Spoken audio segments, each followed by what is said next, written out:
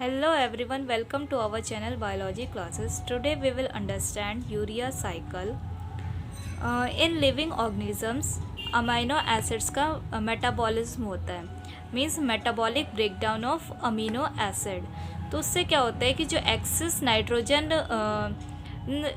Living organism excrete करते हैं, तो जो एनिमल्स अमोनिया के फॉर्म में ये एक्सेस नाइट्रोजन को एक्सक्रिएट करते हैं उन्हें एमोनोटैलिक कहते हैं। जो यूरिया की फॉर्म में करते हैं उन्हें यूरियोटैलिक कहते हैं, और जो यूरिक एसिड की फॉर्म में करते हैं उन्हें यूरिकोटैलिक कहते हैं। एज एग्जांपल, जैसे वी ह्यूमन हम यूरिया एक्सक्रिएट करते हैं तो वी आर यूरियोटैलिक, और जैसे बर्ड्स जो होते हैं वो यूरिक एसिड को एक्सक्रिएट करते हैं तो दे आर यूरिकोटैलिक। और कुछ एक्वेटिक एनिमल्स हैं जो अमोनिया एक्सक्रिएट करते हैं तो वो एमोनोटैलिक हैं।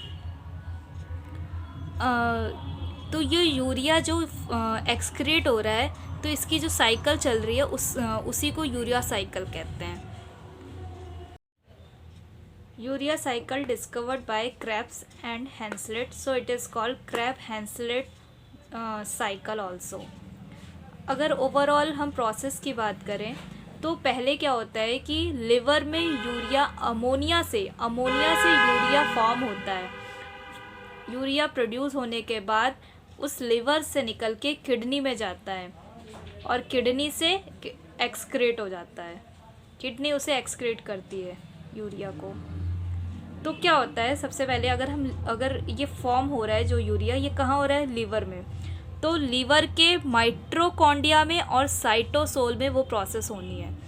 तो माइटोकॉन्ड्रिया में माइटोकॉन्ड्रिया ये है हिपैटिक सेल का माइटोकॉन्ड्रिया, जहाँ पे ये वाली रिएक्शन हो रही है। क्या हो रहा है इसमें? जो बाइकार्बोनेट है, अमोनियम है, दोनों कंबाइन होके एंजाइम है जिसका नाम है कार्बोमाइल फॉस्फेट सिंथेटेज 1, इसकी प्रेजेंस में कार्बोमाइल फॉस्फेट प्रोड्यूस कर रहा है। और ये रिएक्शन कैसी है? एटीपी डिपेंडेंट है। इसमें दो एटीपी में बदल रहे हैं। अगर हम बात करें फिर कार्बोमाइल फॉस्फेट जो हमारा बना, तो वो क्या होगा?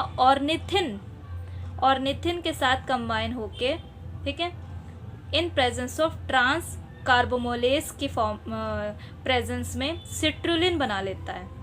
अब ये पूरी रिएक्शन जितनी भी हुई, ये प्रोसेस ये पूरी हुई हिपैटिक सेल के माइटोकॉन्ड्रिया में।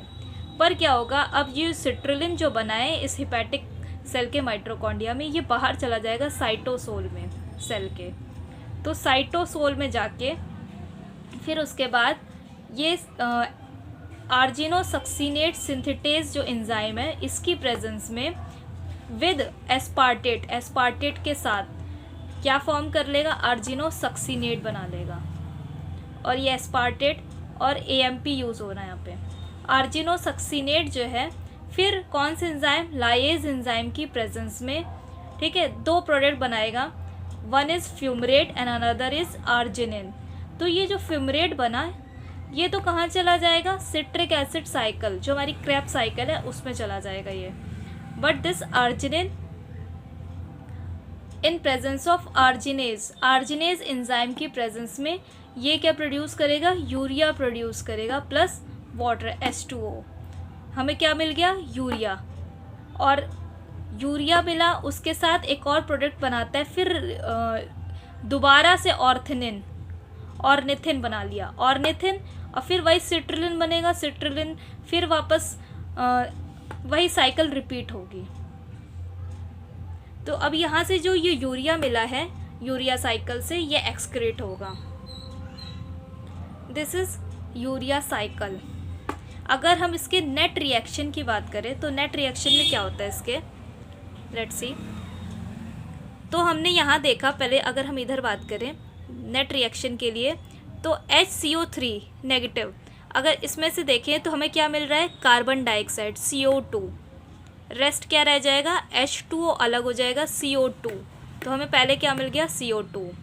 और क्या मिला? NH4 positive. यहाँ से CO2 मिला, NH4 पॉजिटिव, ठीक है, और इधर से एस्पार्टेट, ओके, एस्पार्टेट और अगर हम एटीपी काउंट करें तो 2 एटीपी यहाँ से और 1 एटीपी हमें यहाँ से भी मिल रहा था।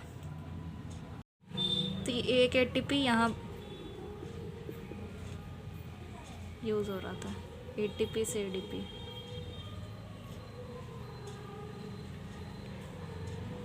सिट्रुलिन से जब जो एंजाइम बन रहा था, एंजाइम यूज़ हो रहा था, वहाँ पे आर्जिनोसक्सिनेट बनना था, तो 1 एटीपी यहाँ। तो ये टोटल कितने एटीपी हो गए? 2 एटीपी इधर, 1 एटीपी उधर, टोटल 3 एटीपी। और H2O, 1 H2O इधर और 1 H2O मैंने जो यहाँ बताया था निकल रहा था, ठीक है, कार्बन डाइऑक्साइड और H2O। तो 1 2 H2O, तो क्या क्या हो गया? CO2, NH4 plus ammonium, aspartate, 3 ATP और 2 H2O। इक्वल में और क्या निकल रहा है? क्या मिल रहा है? यूरिया, इधर फ्यूमरेट एंड 1 ADP इधर, सॉरी यहाँ 1 AMP और 2 ADP इधर। Overall reaction.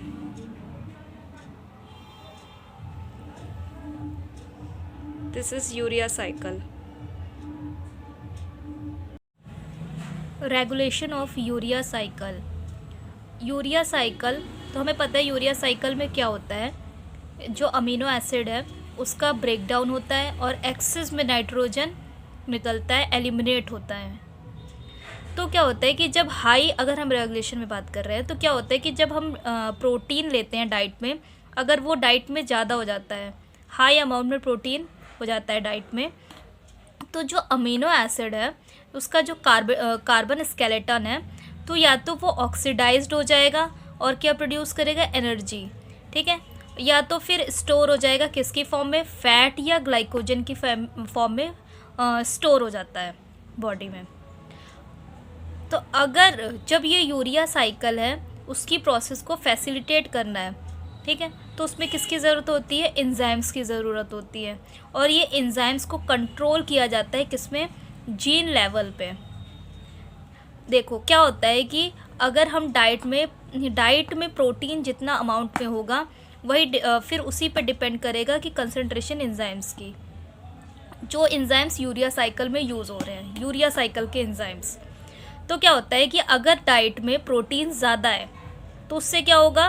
प्रोटीन ज़्यादा है तो प्रोटीन के डाइजेशन के लिए जो मेटाबॉलिज्म होगा, प्रोटीन का मेटाबॉलिज्म होगा, अमाइनो एसिड का मेटाबॉलिज्म होगा, मींस ब्रेकडाउन। और ब्रेकडाउन से क्या होगा? ज़्यादा एक्सेस में नाइट्रोजन निकलेगा और एक्सेस में नाइट्रोजन निकलने से क्या होगा? यूरिया साइकिल होगी, ठीक है, क्योंकि यूरिया प्रोड्यूस करना है। तो उससे क्या होगा कि जो यूरिया साइकिल हो रही है तो उसमें क्या है? एंजाइम्स का यूज़ होगा, मींस ज़्यादा प्रोटीन, ज़्यादा एक्सेस में नाइट्रोजन, और फिर उसके लिए यूरिया साइकिल, और यूरिया साइकिल के लिए ज़्यादा कंसंट्रेशन के एंजाइम्स। तो कहीं ना कहीं किस पे डिपेंड हो गया? कंसंट्रेशन एंजाइम्स का इन प्रोटीन्स पे, ठीक है, मींस ज़्यादा प्रोटीन का अमाउंट ज़्यादा, तो ज़्यादा नाइट्रोजन का एक्सेस, तो यूरिया साइकिल, और यूरिया साइकिल मींस एंजाइम्स की कंसंट्रेशन इंक्रीज हो जाएगी एंजाइम की। ड्यूरिंग स्टार्वेशन, तो जब स्टार्वेशन की कंडीशन होती है, ठीक है, तो उस टाइम क्या होता है कि जो यूरिया साइकिल में एंजाइम्स यूज़ हो रहे हैं तो उनका लेवल जो होता है वो बढ़ जाता है। तो ऐसा क्यों होता है? क्योंकि उस टाइम क्या होगा ना कि उनका लेवल कैसे, यूरिया साइकिल के एंजाइम्स का जब स्टार्वेशन की कंडीशन में लेवल कैसे बढ़ जाता है? क्योंकि उस टाइम क्या होता है कि जो अमीनो एसिड्स होते हैं, या 2 कंडीशन रहती है, ठीक है, अमीनो एसिड के कार्बन स्केलेटन, ठीक है, एज अ एनर्जी यूज़ होंगे, या तो फिर जो हमारी बॉडी में ऑलरेडी अमीनो एसिड जो हैं क्या बोलते हैं, स्टोर होते हैं, ठीक है, तो वो क्या होता है, उनका ब्रेक डाउन होना शुरू हो जाता है, ठीक है, जो स्टोर होते हैं एनर्जी प्रोड्यूस करने के लिए उनका ब्रेक डाउन होने लगता है। उससे क्या होता है कि जो नाइट्रोजन है उनकी क्वांटिटी वो इंक्रीज़ हो जाएगी। नाइट्रोजन की क्वांटिटी इंक्रीज़ हो जाती है, मतलब कि एक्सेस में हो जाएगा एक्सक्रीट करने के लिए, जिसको हमें एक्सेस में नाइट्रोजन प्रोड्यूस हुआ उसे एक्सक्रीट करना है, तो उसके लिए फिर वही यूरिया साइकिल, और यूरिया साइकिल के लिए वही एंजाइम्स। इस तरह से एंजाइम्स जो होंगे यूरिया साइकिल के, उनका लेवल बढ़ जाता है।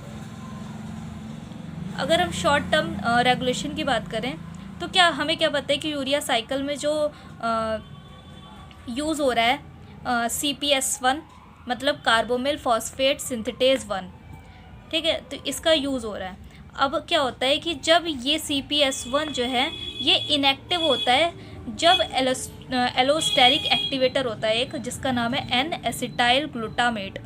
ये क्या है? एलोस्टेरिक एक्टिवेटर है। तो अगर ये अब्सेंट है, ठीक है, तो ये जो कार्बोमाइल फॉस्फेट सिंथेटेज है ये इनएक्टिव हो जाएगा, और जब ये इनएक्टिव हो जाएगा तो यूरिया साइकिल नहीं होगा। तो इसके लिए इसका एक्टिव होना इम्पॉर्टेंट है।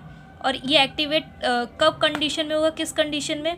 जब ये N-एसिटाइल ग्लूटामेट प्रेजेंट होगा। थर्ड बात कि ये N-एसिटाइल ग्लूटामेट जो है ये इसका सिंथेसाइज किससे हो रहा है? ग्लूटामेट और एसिटाइल को एंजाइम A से। और किस एंजाइम की प्रेजेंस में हो रहा है? तो वो है N-एसिटाइल ग्लूटामेट सिंथेज। अगर सोचो ये एंजाइम ही प्रेजेंट ना हो तो क्या ये N-एसिटाइल ग्लूटामेट जो है ये प्रेजेंट होगा? ये क्या बनेगा? और फिर क्या ये एक्टिवेट होगा? क्या ये यूरिया साइकिल होगी? नहीं होगी। तो उसके लिए ये इस एंजाइम का प्रेजेंट होना ज़रूरी है। ये एंजाइम होगा तो ये इसका सिंथेसिस होगा, इसका सिंथेसिस होगा तो ये एक्टिव हो पाएगा CPS1, ये एक्टिव हो पाएगा तो यूरिया साइकिल हो पाएगी। तो इसलिए N-एसिटाइल ग्लूटामेट सिंथेसिस भी प्रेजेंट होना ज़रूरी होता है एंजाइम। ये इसका रेगुलेशन है। आगे पढ़ते हैं। इन शॉर्ट एक बार फिर से देख लेते हैं। तो क्या हुआ? अमाइनो एसिड जो है उसका ब्रेक डाउन हुआ। अगर सोचो उसका अमाइनो एसिड का ब्रेक डाउन इंक्रीज़ हो जाए, ज़्यादा हो जाए, ठीक है, इंक्रीज़ हो जाए, अमाइनो एसिड का ब्रेक डाउन इंक्रीज़ हो गया तो नाइट्रोजन का जो एक्सेस है वो भी इंक्रीज़ हो जाएगा। जब नाइट्रोजन इंक्रीज़ हो गया तो उसके लिए यूरिया साइकिल करनी होगी, ठीक है, यूरिया साइकिल होगी जिससे ज़्यादा से ज़्यादा यूरिया सिंथेसाइज होगा, ठीक है। और इसका अगर जब ब्रेक डाउन इसका रेट बढ़ रहा है तो सोचो कि जो उसमें एंजाइम यूज़ होना है, ठीक है, तो उसमें जो N-एसिटाइल ग्लूटामेट सिंथेसिस यूज़ होना है, और जो किससे बन रहा है? ग्लूटामेट से बनता है और N-एसिटाइल को एंजाइम से। तो ग्लूटामेट का कंसंट्रेशन इंक्रीज़ हो गया, ठीक है, N-एसिटाइल ग्लूटामेट सिंथेसिस का रेट भी इंक्रीज़ हो गया, ज़्यादा से ज़्यादा ये सिंथेसाइज हो रहा है। इससे क्या हुआ? फिर जो हमारा CPS1 है उसका स्टिमुलेशन इंक्रीज़ हो गया, ठीक है, वो स्टिमुलेट होने पर क्या हुआ? यूरिया साइकिल स्टिमुलेट हो गया। This is all over regulation of urea cycle. Thank you. If you like my lecture, like, share and subscribe to our channel.